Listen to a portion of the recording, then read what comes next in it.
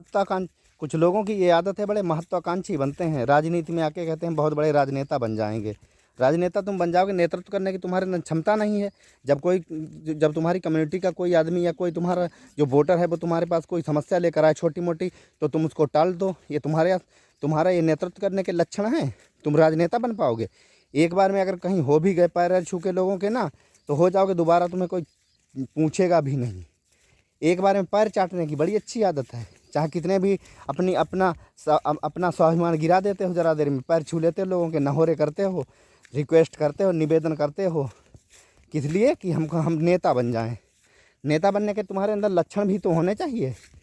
कम से कम कहीं दो भाइयों का या दो लोगों का कोई विवाद है या कोई बात है, उस बातों को दोनों को समझा बुझा के किसी तरह से उसको सुलझाने की आदत है तुम्हारे अंदर? किसी के ऊपर कोई गाज गिर जाए, किसी को कोई कुदरती प्राकृतिक कोई आपदा या उसके घर पर कोई एक्सीडेंट या कुछ हो जाए या कोई बहुत बड़ी महामारी से ग्रसित हो जाए, तुम उसे देखने जाते हो? नहीं जाते हो। तुम राजनेता बनना चाहते हो, बस ये तुम्हारे राजनीति के लक्षण हैं क्या?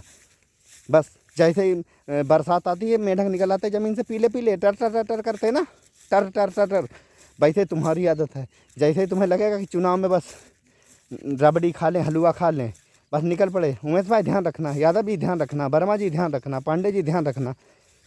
तमाशा बना के रख दिया। राजनीति के लक्षण है तुम्हारे। पुराने नेताओं से सीखो, पहले राजनीति पढ़ो, राजनीति की परिभाषा जानते हो कुछ?